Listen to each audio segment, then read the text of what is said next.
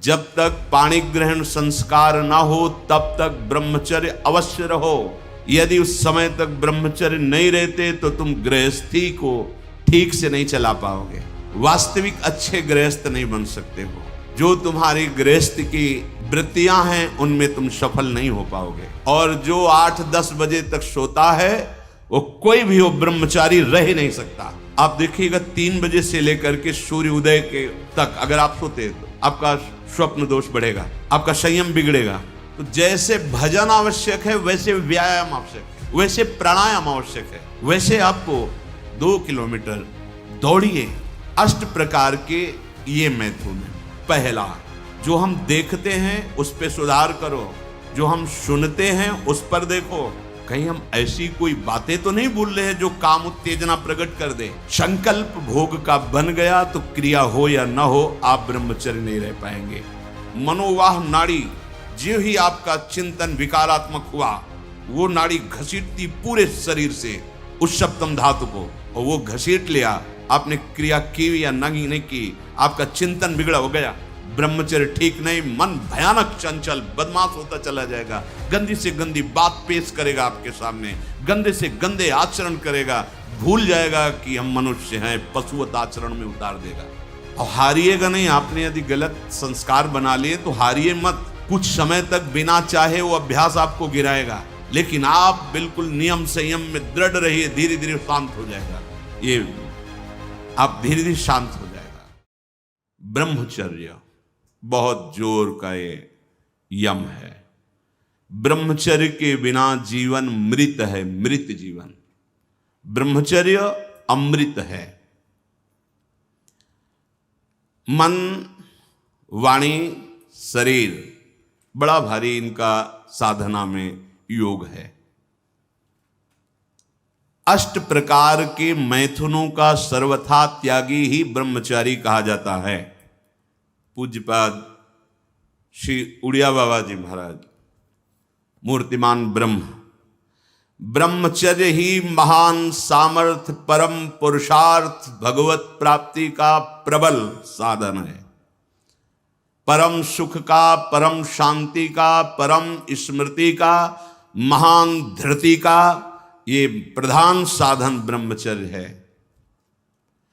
जो इस साधन से हीन हैं वो मृत हैं, खुद देख ले। स्मृति काम नहीं, शरीर में विशेष रजोगुण का प्रभाव, भोग वासना से जलता हुआ हृदय, छल कपट, आगे चलकर शरीर पीड़ा से युक्त हो जाना, बुझा बुझा स्वभाव रहना, हृदय में एक विशेष चिंता, कल्पनात्मक भय, विषाद और पशुवत आचरण, ब्रह्मचर्यहीन जीवन।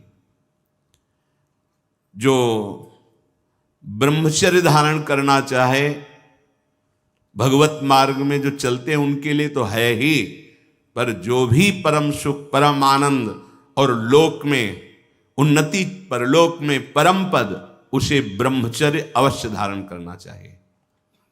वैरागी के लिए नैष्ठिक ब्रह्मचर्य, आजीवन ब्रह्मचर्य। प्रवृत्ति गृहस्थ मार्ग के लिए संयम पूर्वक ब्रह्मचर्य का वर्ताव करना।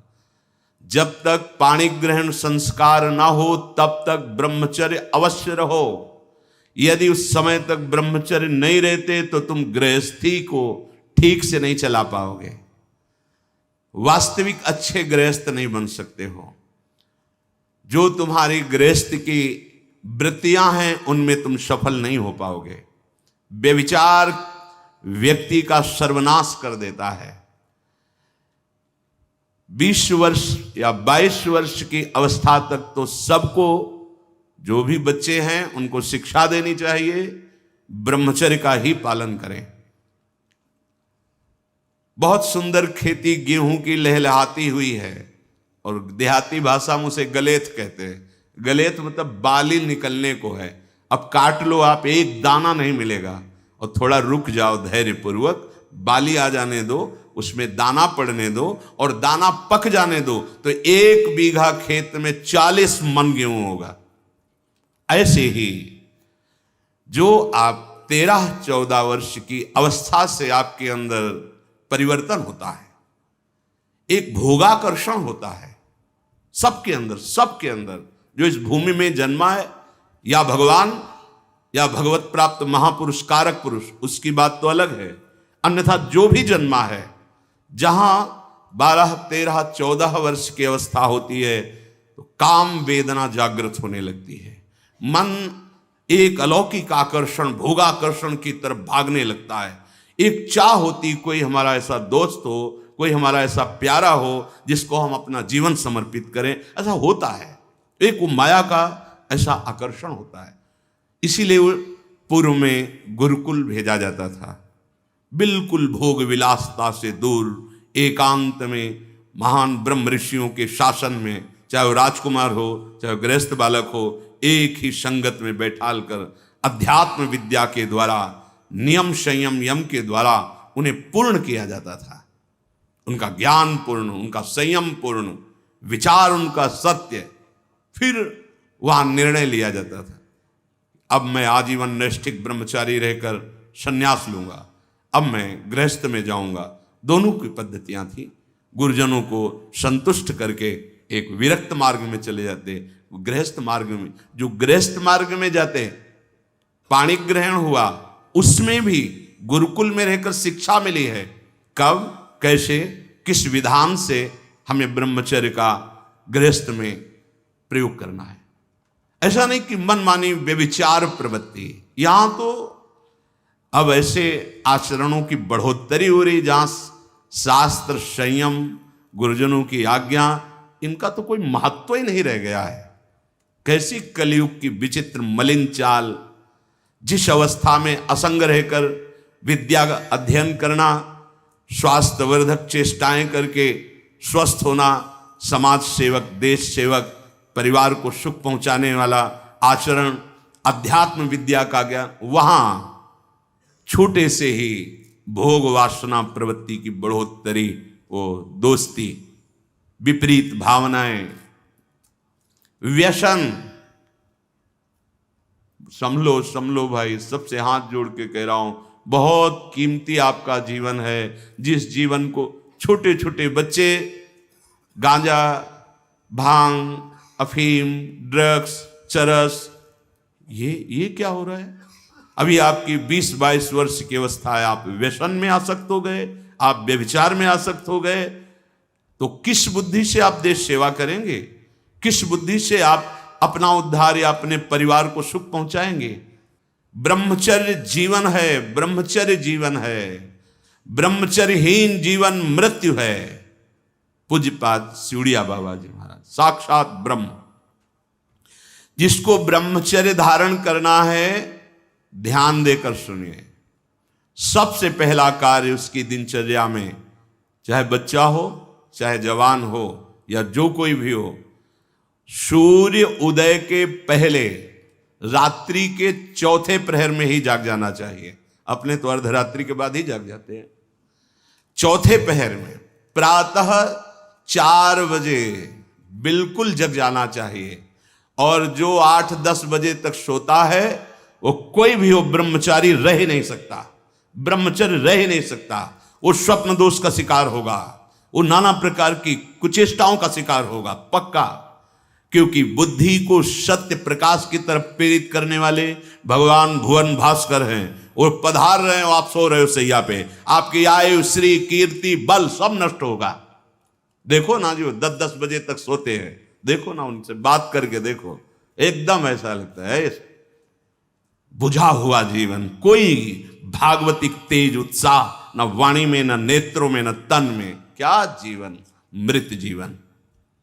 सबसे पहला नियम लीजिए, जहां भी आपको शब्द सुनाई दे, आपका जीवन ब्रह्मचर्य ही अमृत है और आपका जीवन ब्रह्मचर्य ही नहीं मृत्यु है। ब्रह्मचर्य रहने के लिए आपको अपनी दिनचर्या सुधारनी होगी। प्रातः 4 बजे आपको उठना ही होगा, तभी आप ब्रह्मचर्य रह सकते हैं। अगर आप नहीं उठते तो आप देख लेना, इसका आध्यात्मिक प्रभाव पड़ता है। आप देखिएगा 3 बजे से लेकर के सूर्य उदय के तक अगर आप सोते हैं तो आपका स्वप्न दोष बढ़ेगा। आपका संयम बिगड़ेगा। अगर आप कोई ऐसी कुचेष्टाएं नहीं किए हैं तो स्वप्न दोष की संभावना ही नहीं होती। आप बाल्यावस्था से कुचेष्टाएं करते हैं, संयम विरुद्ध रहते हैं, तो आप ना चाहते हुए फिर सामर्थ्यहीन हो जाते हैं, ब्रह्मचर्यहीन हो जाते हैं। बहुत ध्यान दें, ये अध्यात्म में जैसे पूरा मकान बनने के लिए नींव मजबूत होना जरूरी है, चाहे जयखंड का बना लो आप, अगर नींव मजबूत है, नींव मजबूत नहीं तो फिर मकान ढह जाएगा। ऐसे ही ब्रह्मचर्य हर मार्ग की नींव है। चाहे जिस मार्ग में चलना चाहो, चाहे जिस संप्रदाय में चलना चाहो, चाहे लौकिक मार्ग हो या पारलौकिक, आपका ब्रह्मचर्य नींव है जीवन की। इसको मनोरंजन मत समझो। कैसी तुम्हारी दुर्बुद्धि, अपने हाथ से तुम अपना नाश करते हो। कैसी कैसी दुर्बुद्धि जागृत हो गई, सावधान। पूज्यपाद बाबा कह रहे हैं, जब प्रातः काल उठो, कोई भी हो, अगर थोड़ी भी आस्तिकता है तभी तो ब्रह्मचर्य की भावना आप धारण करोगे। तो उठकर पहला कार्य प्रभु का स्मरण।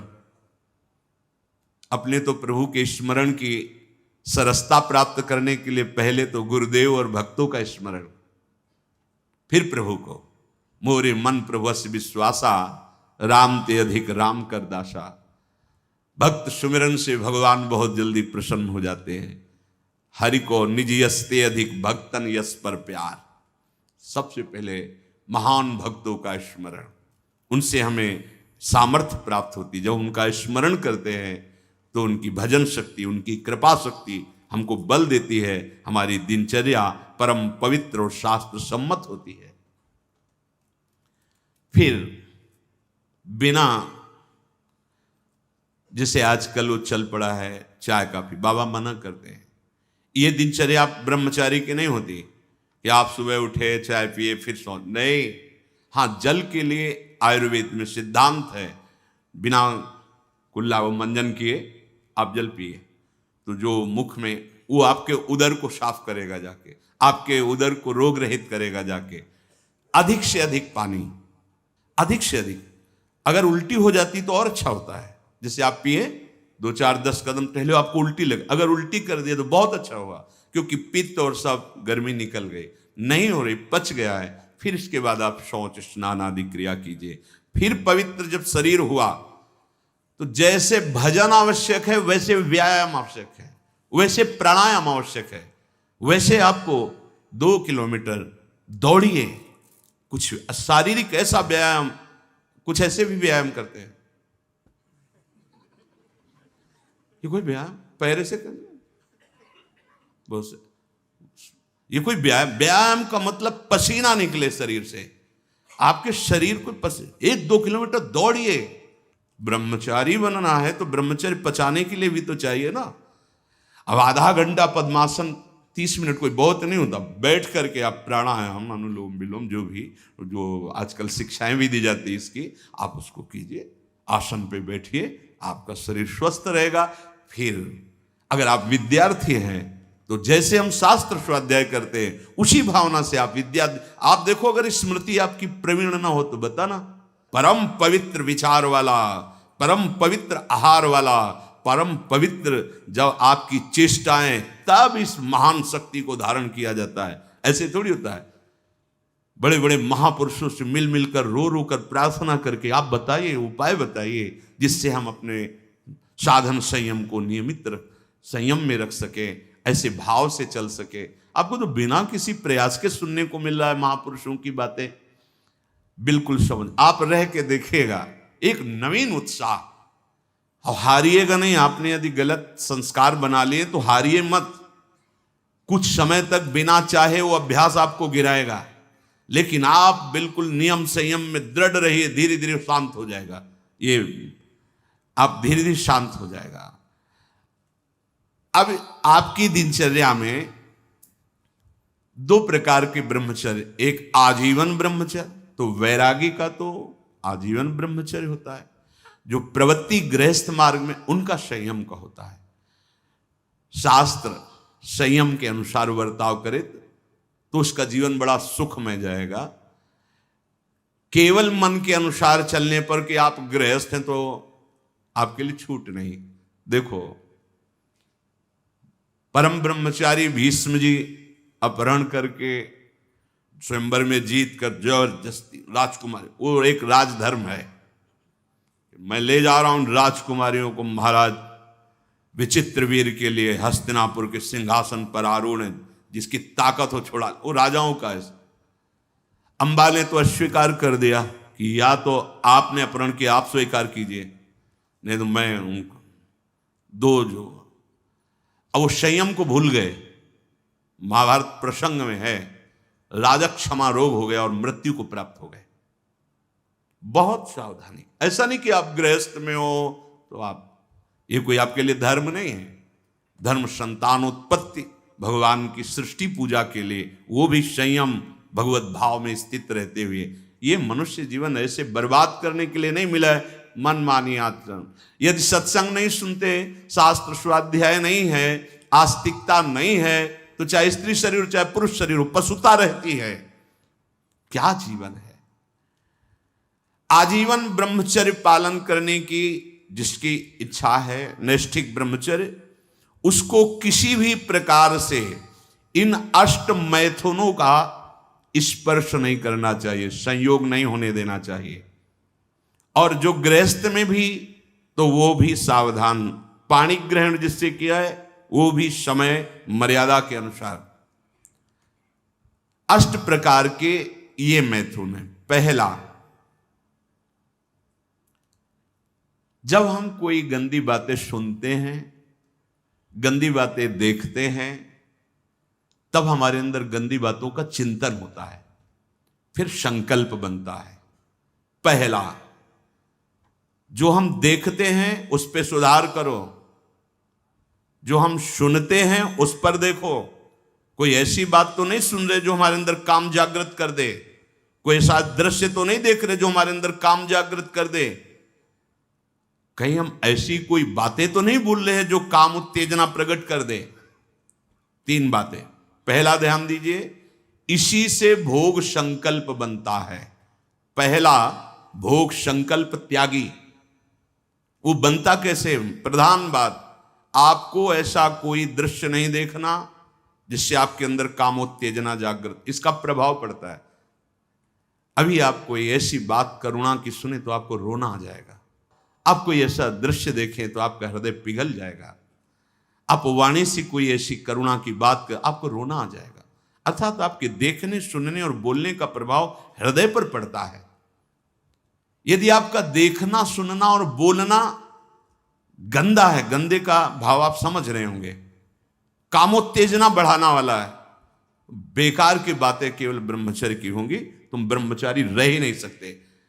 आप देखो गंदी बातें, सुनो गंदी बातें, बोलो गंदी बातें, और आप ब्रह्मचारी रह सको, सवाल ही नहीं उठता। जैसे आप गंदी बात देख रहे हैं, सुन रहे हैं, आप कोई चेष्टा नहीं कर रहे, तो भी आप ब्रह्मचारी नहीं रह पाओगे।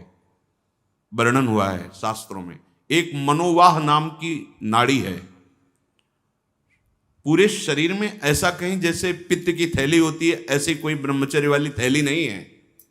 ये यहां में हर नस नाड़ी में वो व्याप्त है सप्तम धातु। मनोवाह नाड़ी, जो ही आपका चिंतन विकारात्मक हुआ, वो नाड़ी घसीटती पूरे शरीर से उस सप्तम धातु को, और वो घसीट लिया, आपने क्रिया की या नहीं की, आपका चिंतन बिगड़ा हो गया, वो किसी न किसी बहाने से लघु शंका में, स्वप्न में, कैसे भी बाहर हो जाएगा, वो नहीं रुकेगा। संकल्प रहित, भोग संकल्प रहित हृदय कब होगा? जब आपका देखना, सुनना और बोलना पवित्र होगा। बहुत सावधान। आज सावधान होना तो बहुत ही कठिन है, क्योंकि मोबाइल है। एक दृश्य देखा आज आमिल ने कि एक वैश्या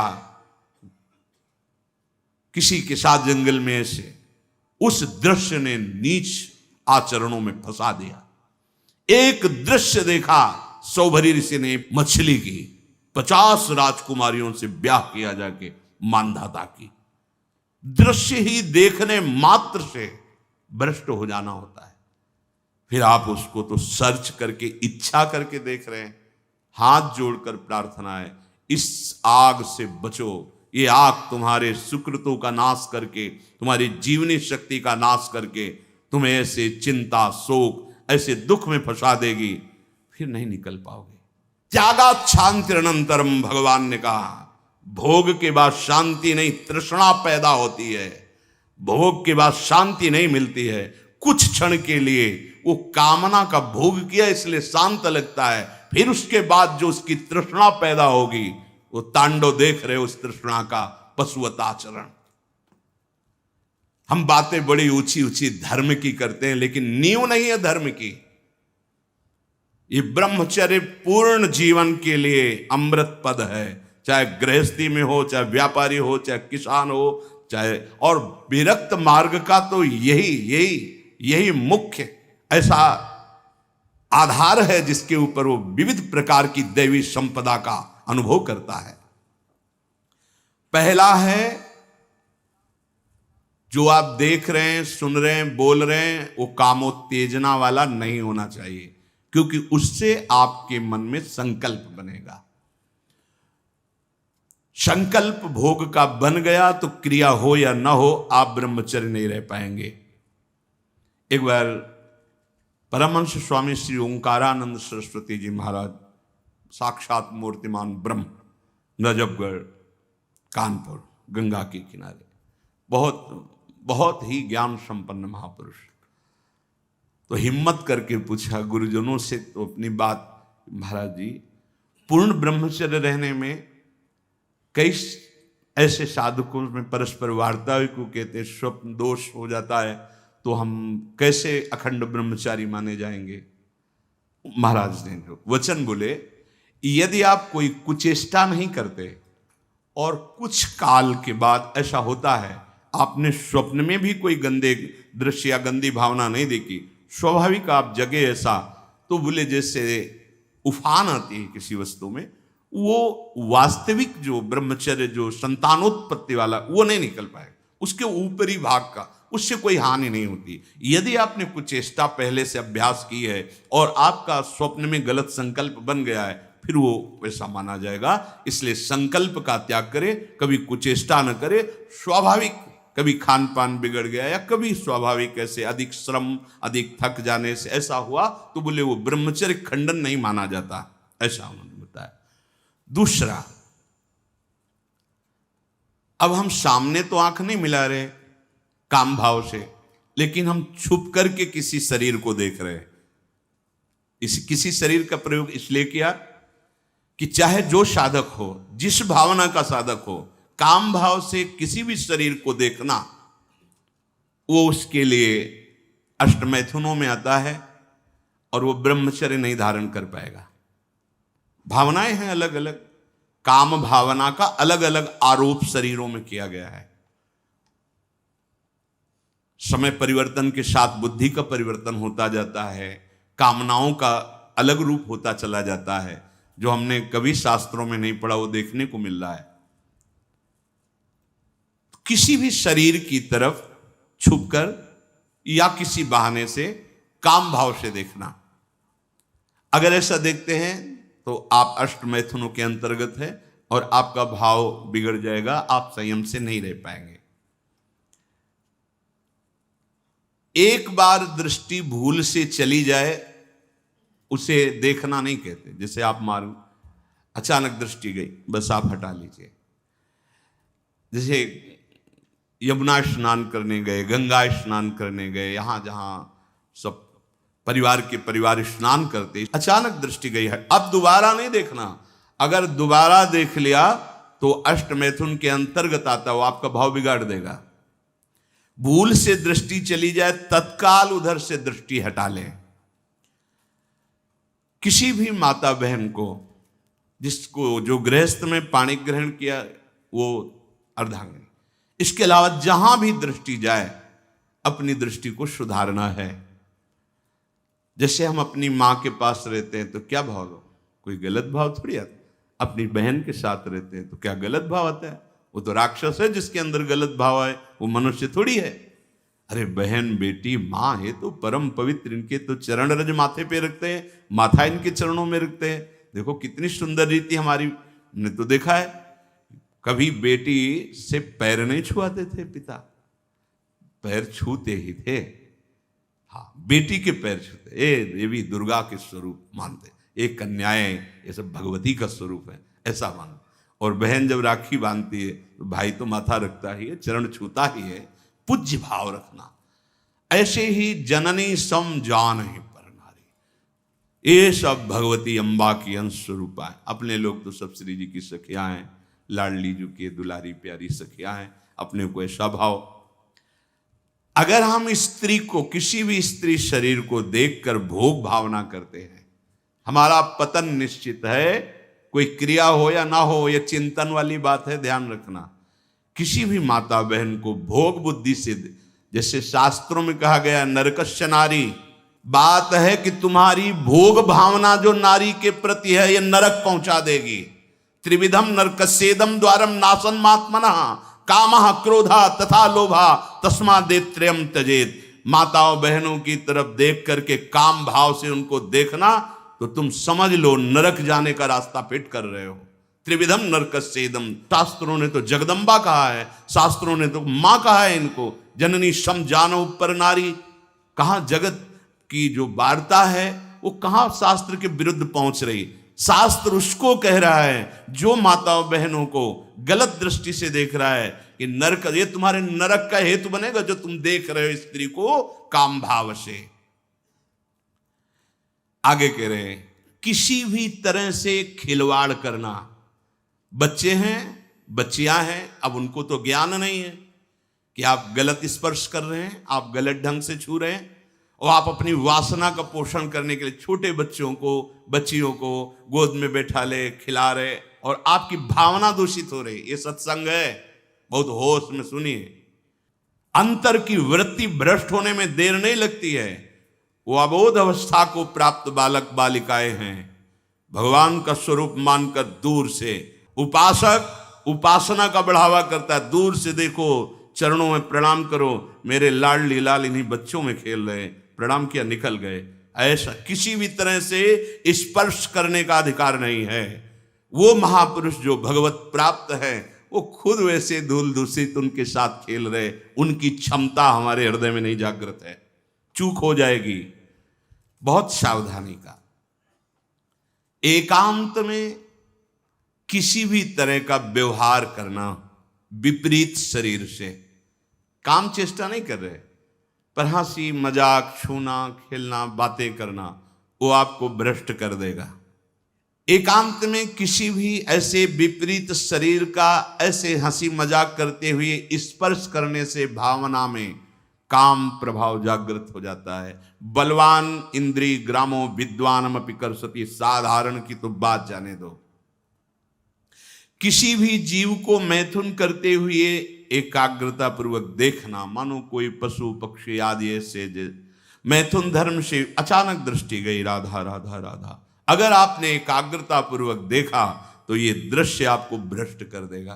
फिर मोबाइल में देखने वाली तो बात ही जाने दो। अचानक दृष्टि गई किसी पशु पक्षी आदि में, राधा राधा, अपनी दृष्टि नीचे की चल दिए। अगर उसका चिंतन बना, उसको एकाग्रता पूर्वक देखे तो कुछ क्रिया नहीं होगी। मनोवाह नाड़ी इतनी सामर्थ्यशाली, जहां चिंतन हुआ काम का, वो पूरे शरीर से सप्तम धातु को, ब्रह्मचर्य आपका क्षीण हो जाएगा।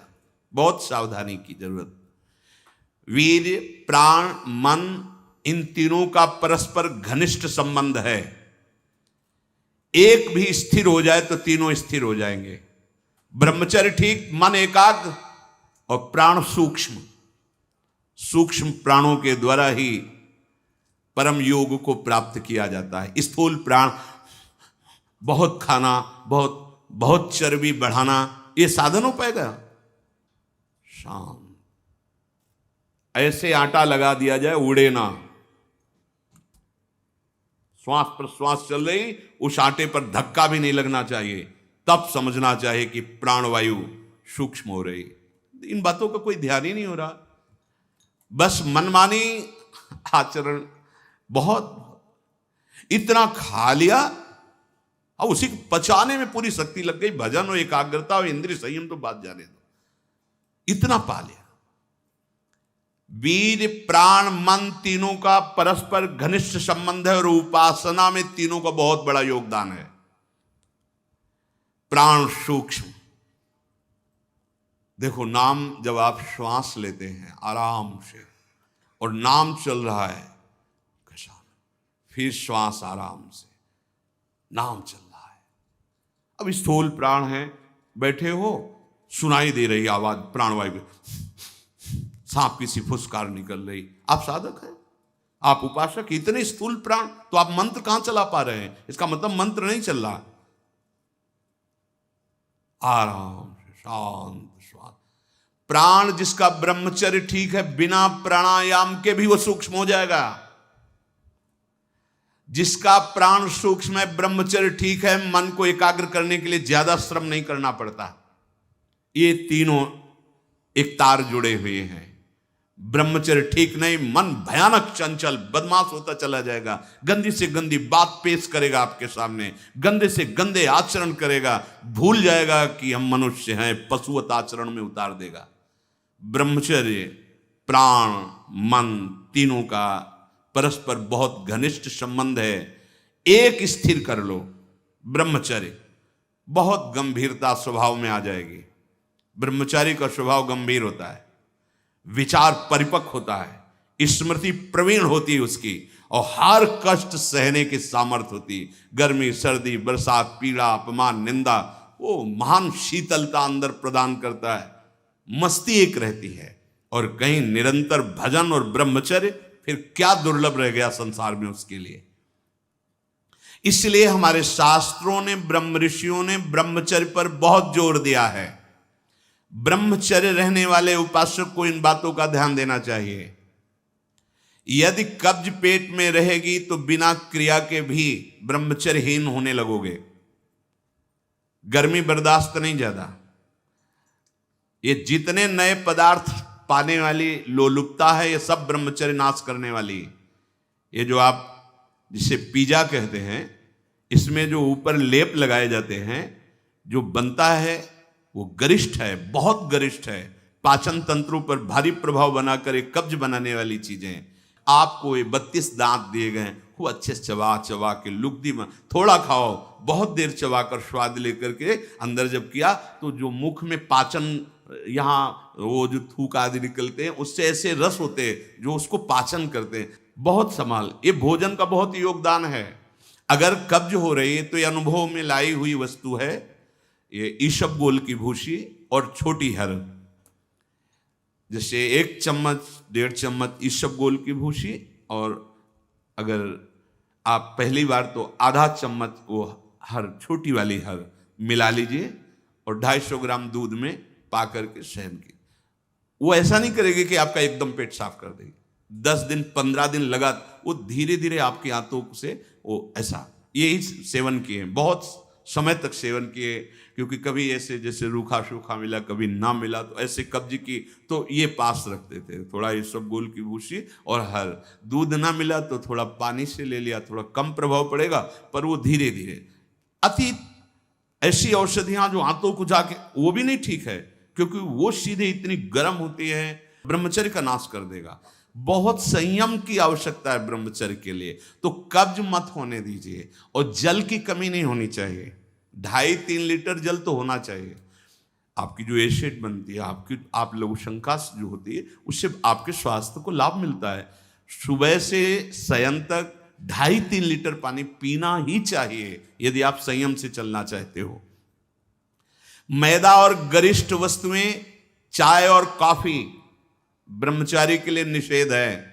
अब नौजवान बच्चे हैं, चाय और कॉफी भैया काहे को?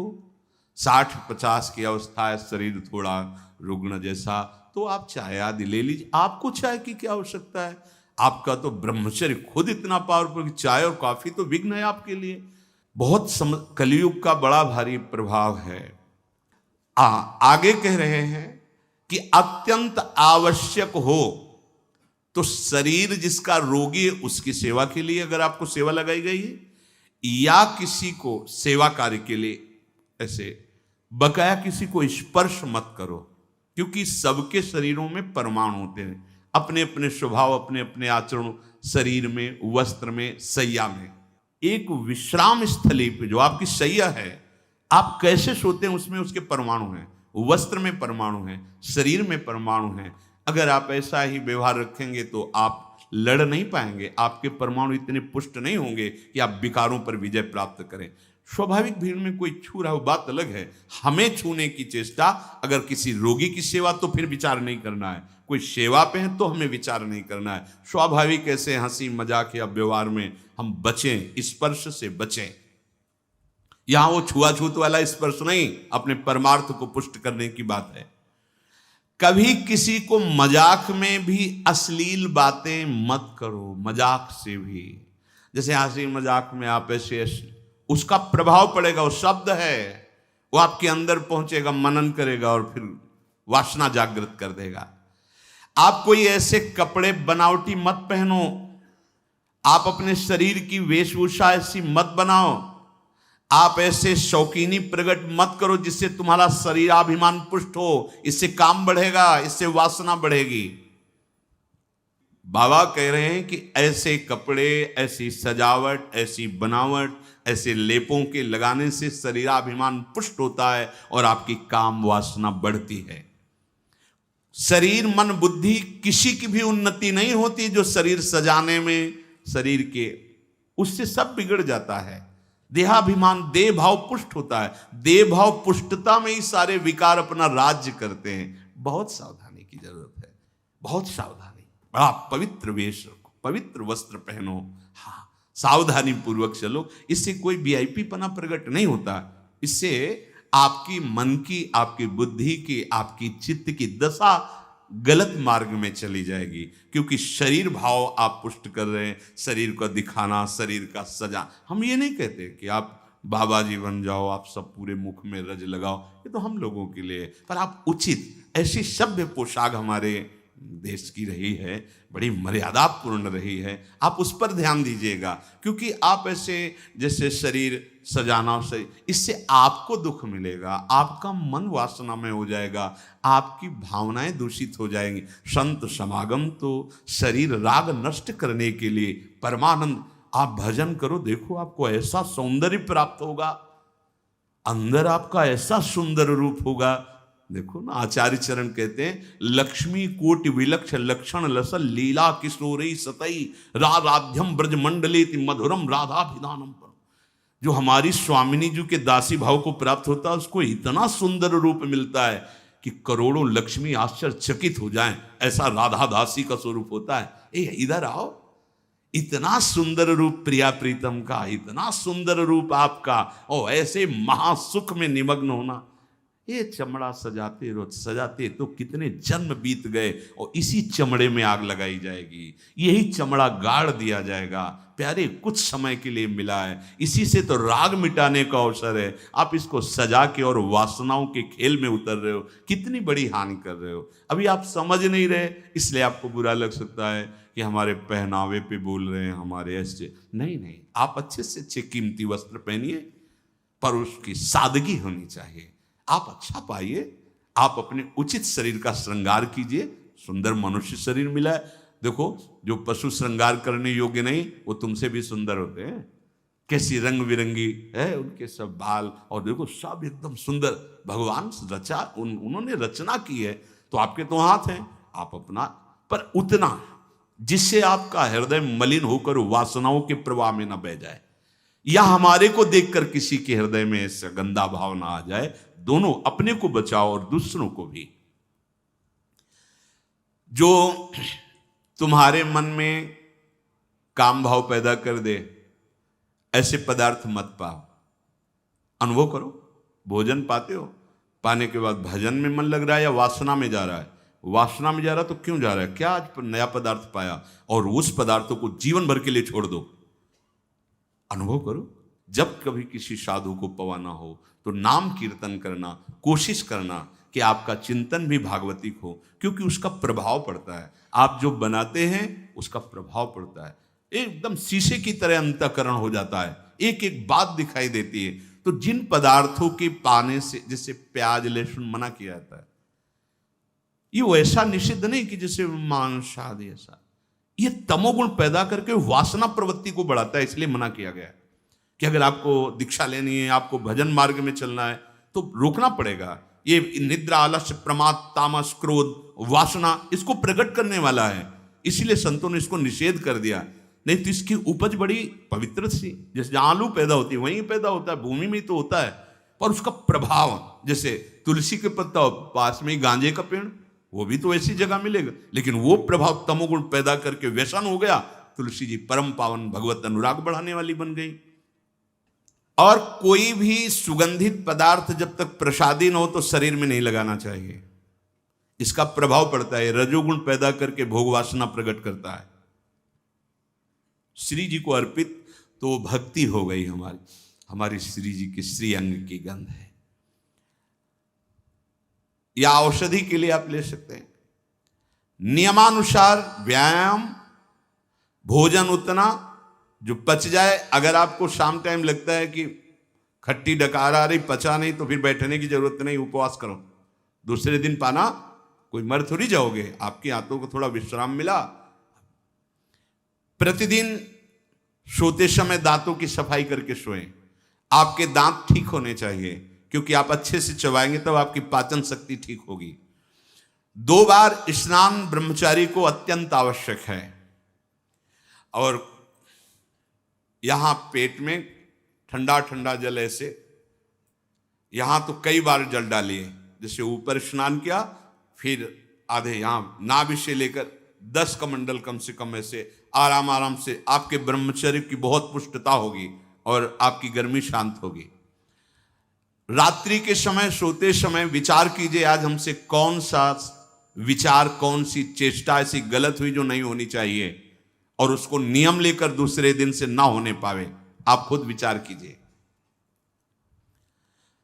मांस और शराब और कोई भी नशा, ये तो कहीं प्रवेश ही नहीं है, पर धोखे से भी कभी बिल्कुल नहीं। ब्रह्मचर्य रहना है, भगवत प्राप्ति करना है, तो आप वृत्ति भगवदाकार है। अब वो खेल खेले, उनकी बात अलग है, महापुरुषों की, वो तो 10 तोला जहर भी खा के पचा जाते, ऐसे संत हुए।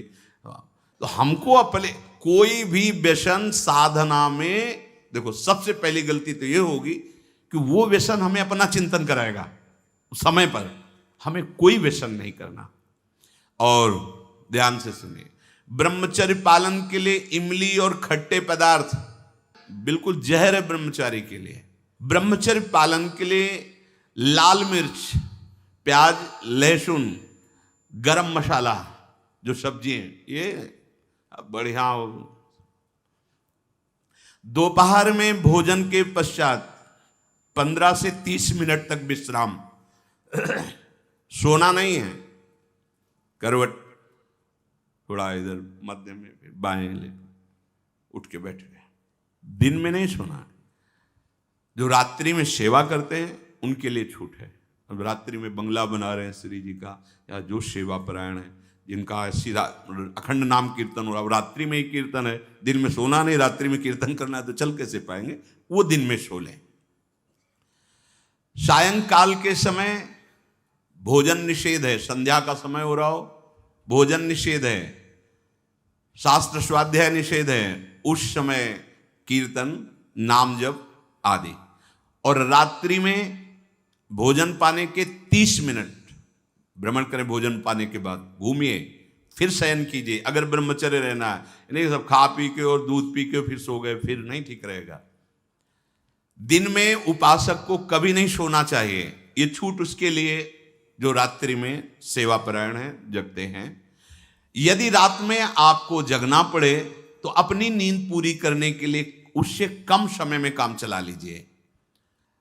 सोते समय भगवत चिंतन अत्यंत आवश्यक है। यदि आप सोते समय छूट दे दी तो गलत चिंतन उस समय जरूर होगा, और गलत चिंतन हुआ अगर सो भी गए तो धोखा हो जाएगा, और अगर जगते रहे तो धोखा हो जाएगा। सोने के समय ऐसे सावधान रहो जैसे मरने वाला सावधान रहता है कि अब तो मृत्यु आ रही है, राधा राधा, ऐसे सावधान। जब एकांत कर्म में तो बिल्कुल सावधान, उस समय क्या करते हैं, हम लोग असावधान हो जाते हैं, छूट दे देते हैं। अगर मोबाइल है तो मोबाइल में लग गए, नहीं तो चिंतन मनन वो कहीं ना कहीं भटकाव में आ जाएगा, भटकाव में आ जाएगा, आपसे धोखा हो जाएगा। बहुत सावधान, ये बात मान लीजिए। आपका एकांत परम पवित्र और सावधानी पूर्वक होना चाहिए जब तक नींद ना आए। अपने लोगों ने तो ये अभ्यास किया गुरुजनों की आज्ञा से कि जैसे अब दिनचर्या पूर्ण हुई, अब शयन करने जा रहे हैं तो माला लेके बैठ गए। जब तक ऐसे नहीं हुआ तब तक माला नहीं हटानी है। बैठे, जब लगा कि अब बस सो ही जाएंगे, कभी कभी माला छाती में रखे ही सो गए, फिर जगह फिर शुरू हो गया। भजन नहीं, अगर भजन उस समय एकांत में नहीं करते तो बकवास है, ब्रह्मचारी नहीं बन सकते। बहुत चंचल मन है, किसी न किसी बहाने से आपको धर्म भ्रष्ट करेगा, ब्रह्मचर्य भ्रष्ट करेगा। बहुत सावधान। उपन्यास, अश्लील पुस्तकें, अब बाबा के समय तो मोबाइल नहीं चला था ना, नहीं तो वो भी लिख देते। ये कभी ना पढ़ें, ऐसी कोई बातें ना पढ़ें, ऐसे कोई दृश्य ना देखें। ब्रह्मचर्य जो साधना है, इसमें व्यर्थ समय नष्ट करने वाला ब्रह्मचारी नहीं रह सकता। आप अपने कार्य में रत रहिए, कार्य से विलग हैं तो आपका चिंतन ब्रह्मचर्य की पुष्टता के लिए भगवत चिंतन, महापुरुषों के चरित्रों का चिंतन, इससे आपकी बुद्धि प्रवीण होगी और आपके अंदर जो मनोवासनाएं हैं उनका नाश होगा। फिल्म, सिनेमा, नाटक देखने वाला कभी ब्रह्मचारी बन ही नहीं सकता। अब देख लो भाई, सावधानी पूर्वक। इसलिए ब्रह्मचर्य ये महान साधना की भूमिका है।